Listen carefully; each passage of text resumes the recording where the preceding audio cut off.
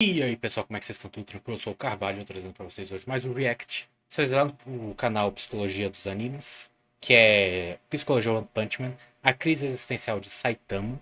Link do vídeo original vai estar na descrição para vocês poderem conferir assim como minhas redes sociais e meu canal Roxebest, segue nós lá. E sem mais delongas, vamos pro vídeo, né? Só ver aqui, não está 80. Pronto. Então só vamos. Estou curioso, porque realmente tem uma parada, se eu penso, né, do Saitama. Dessa questão dele ter se esforçado e chegado num Eu sou o Rafael, patamar psicólogo, e que eu não já tem tive mais pra crises onde ali, existenciais. Hoje vamos entre refletir aspas, sobre né? Saitama. Tem spoiler de todo o anime de One Punch Man. Vamos lá. Vai. Esse anime, assim como muitos outros que já foram citados aqui no canal, vocês podem acompanhar todos na Crunchyroll, a maior plataforma de animes do mundo. Afinal, a Crunchyroll tem um catálogo gigantesco, lá você pode assistir os animes onde quiser, disponível em todo lugar, no PC, smartphone, tablet, consoles, Chromecast e também na Apple TV. Você pode assistir até em 4 telas e até mesmo de forma offline. O catálogo da Crunchyroll é recheado e toda a nova temporada de animes, eles pegam ali praticamente quase todos os títulos Ok, voltando. novos. Não vou voltar o vídeo porque é mais um mexendo isso daí. Para assistir uma hora depois do lançamento. Não vejo necessidade em voltar o animes vídeo. dublados em português, tudo em qualidade Full HD. E sim, também você pode assistir boa parte desse catálogo totalmente de graça, com anúncios. Mas assinando o Premium, além de todos esses benefícios, você ajuda a indústria dos animes. Clique no link aqui na descrição para você experimentar 14 dias do serviço tem Card Fight Vanguard o Metal Alchemist, o anime foco do mês que vem, sabia tem não. lá também. Então clica aqui embaixo e assista não só esse, como outros futuros animes que vão Vocês têm aparecer aqui. todas as temporadas e tudo obrigado, mais, né? Mas esse pelo menos é que dali tem, tá por causa de vocês.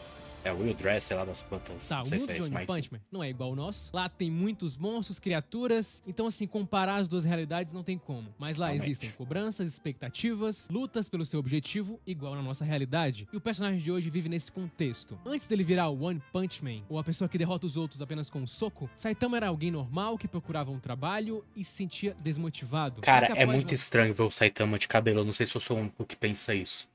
Mas parece que são dois personagens totalmente diferentes. O Saitama careca e o Saitama de cabelo. É muito estranho.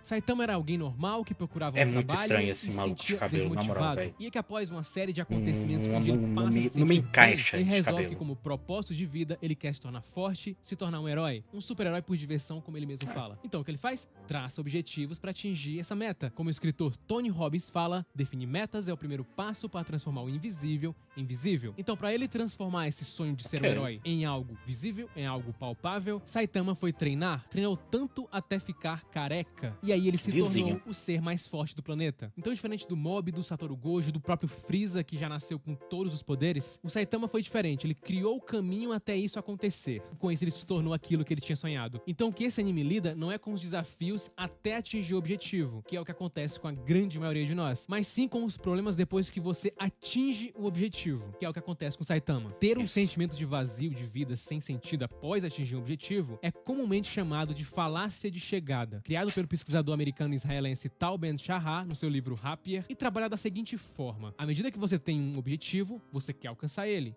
e isso traz um bom sentimento. Esperar o sucesso futuro do seu objetivo desencadeia os centros de recompensa do cérebro, produzindo uma sensação reconfortante. Esse sentimento continua e você vai se ajustando a ele. Tanto que quando você atinge o seu objetivo, costuma ser menos satisfatório do que o que você esperava de fato. E é bem isso que acontece com o nosso herói. Ele tinha um grande objetivo e ele trabalhou duro para alcançá-lo, e quando ele atingiu essa meta, ele começa a se sentir entediado, porque ele não tem mais os sistemas de recompensa trabalhando para ele. Dentro desse universo onde se encontra é história, você chegou da linha de chegada e dali você meio que não sabe mais pra onde vai, sabe? Você não tem meio que mais um norte, mais um caminho. Então, acho que é entediado, porque ele não tem mais os sistemas de recompensa trabalhando para ele. Dentro desse universo onde se encontra essa meta, não existem mais motivações, não existem mais desafios. Quando finalmente alcançamos nosso objetivo, os níveis de dopamina começam a cair e passamos a estar biologicamente impedidos de experimentar as emoções positivas que a gente antecipou. Tá, então o que acontece? Saitama fez errado em tentar conseguir o seu objetivo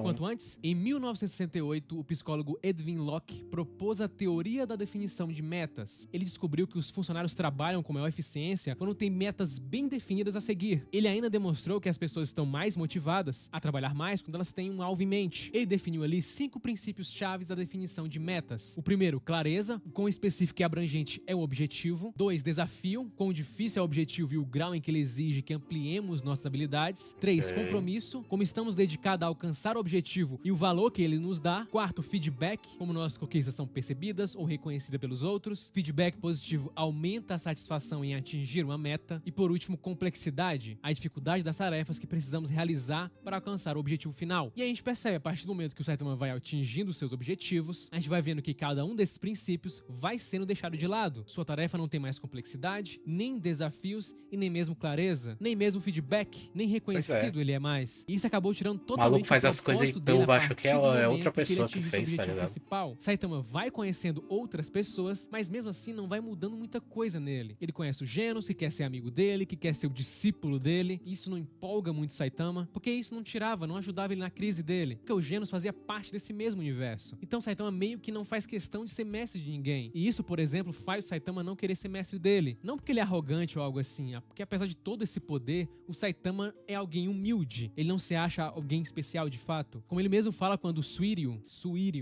Shiryu de dragão, enfim. Pergunta pra ele se ele pode se tornar um herói também. E o Saitama fala, se eu conseguir, qualquer um consegue. Percebe? Ele não queria ser alguém superior. Ele se vê de fato como alguém sem rumo. E isso gera nele uma crise existencial. O conceito de crise existencial foi denominado pelo psicólogo Erik Erikson em 1970, que se referiu a ele como uma espécie de crise de identidade. Uma crise existencial poderia ser acompanhada por uma série de sentimentos como tristeza, desespero, frustração ou ansiedade. Elas podem ocorrer em diversos contextos. Quando você perde alguém próximo, ou quando você percebe que está envelhecendo, quando você percebe que seu filho está crescendo, ou quando algo na sua vida muda de forma repentina e drástica. Ou ainda mais, ela pode ocorrer de uma forma lenta e gradual, e de uma hora para outra você percebe, peraí, o que está acontecendo comigo? E aí pode acontecer da gente questionar a própria existência, questionar o que está fazendo. Eu passei por isso muito na infância, na adolescência, hoje em alguns momentos. Sabe quando você está na escola, na faculdade e se pergunta, caraca, isso que eu tô fazendo tem sentido? Todo mundo vai morrer um dia. O que eu tô fazendo agora? Vai fazer sentido isso? O psicólogo William Perry chamou isso de crise do segundo ano, que acontece ali no final da adolescência até os 20 anos de idade. Justamente nessa fase que a gente se pergunta, qual carreira eu vou seguir? Meu Deus, se eu não escolher qual faculdade, ou o que eu vou fazer, o que será da minha vida? Vou ficar pra trás? Ou também, caraca, eu não quero fazer nada, não tem nada que me agrade, eu não sinto vontade de estudar, de fazer faculdade, enfim. Ou seja, quase sempre envolve o futuro. Ou seja, é igual ao que o Saitama sente. Ele teme como vai ser o futuro dele, se esse futuro vai fazer algum sentido. Vivenciar uma crise existencial faz parte da vida, significa que você está trabalhando em uma importante tarefa de vida para evitar consequências negativas. É algo normal? Todos nós passamos por ela em algum momento da nossa vida. O Saitama se pergunta, por que eu me sinto assim? Por que eu sinto esse vazio? Justamente porque isso afeta ele de alguma forma. Ou seja, o cérebro dele está tentando ajudar ele a mudar o seu contexto, a se entender melhor. E aí vem interessante, eu achava que crise existencial era meio que uma coisa, que é a sua apatia. Ruim. Paradoxalmente, o que torna o sentimento de apatia único é que é essencialmente o sentimento de não sentir. Muitas pesquisas vão indicar que você precisa de sentimentos para realizar muitas coisas. Ou seja, não sentir nada, como é o caso do Saitama, pode ser incapacitante. E o que acontece com o Saitama é o que acontece na maioria das vezes que esse sentimento de apatia é percebido, que é a falta de esperança fundamental de que a felicidade pessoal ou realização sejam possíveis. Aí podem entrar dois motivos principais. Ou eles deixaram de acreditar no valor intrínseco das metas que tinham estabelecido anteriormente para si mesmos, que parece ser o caso do Saitama, ou pelo motivo que perderam a fé em sua capacidade de alcançar esses objetivos. Então pessoas que têm apatia podem pensar em nada que vale a pena lutar. Como resultado, a energia física, mental e emocional para realizar o que no passado pode ter sido valorizado desaparece. No caso do Saitama, o valor que ele via em ficar mais forte, em se superar, acabou, não tinha como ele superar isso mais. E aí, ele perdeu a motivação. Né? Ele não consegue mais se divertir. Quando o Shiryu, fala pra ele, vamos voltar, vamos nos divertir. O Shiryu é foda. Quê? Como assim se divertir? O que era aquilo? Há quanto tempo ele não sente esse sentimento? Aí, pra mim, um grande desafio, né? Acabava que faz num o Saitama movimento meio que se entender um pouquinho, pelo menos, é o King, que está fora da realidade de ser o super-herói. O King é o número 1 do rank, mas ele não tem poder algum. Ele sempre tá na hora certa, no momento certo, ou na hora errada, no momento errado.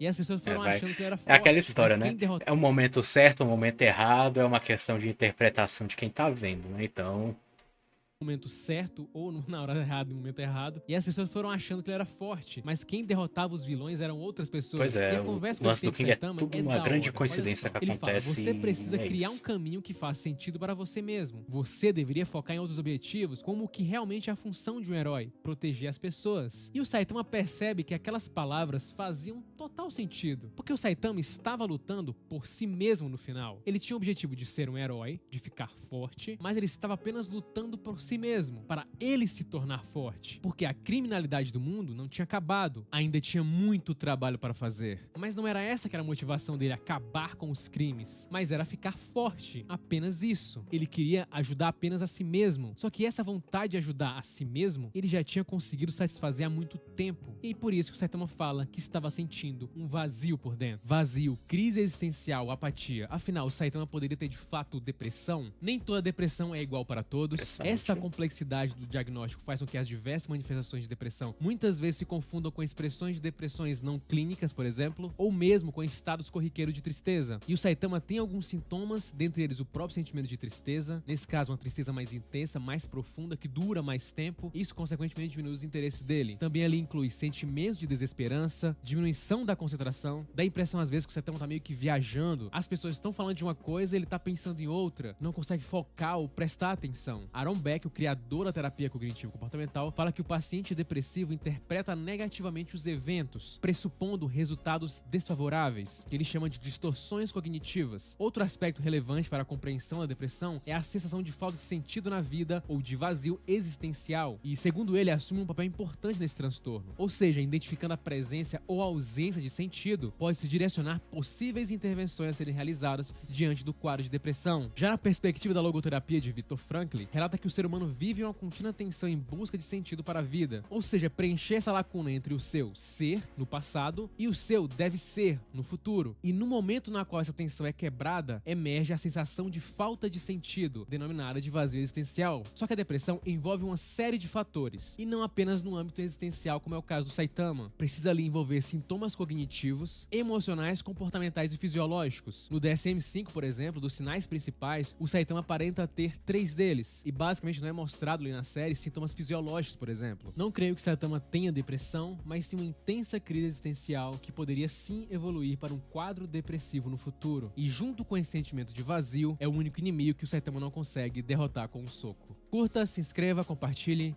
é apenas o começo. Ok. O Metal Alchemist, ok. Interessante, essa questão é interessante ele trazer o negócio das metas, né? Eu tive meio que... Pensei que ia ter uma questão assim também, né? Do Saitama não ter uma motivação, né? Justamente por isso, e isso levar à crise existencial e tal. Porque eu, vamos dizer assim, correlacionei muito com o Blue Lock, porque isso também é trabalhado em Blue Lock, né? A questão das metas. No caso, para se atingir o fluxo lá, tudo mais.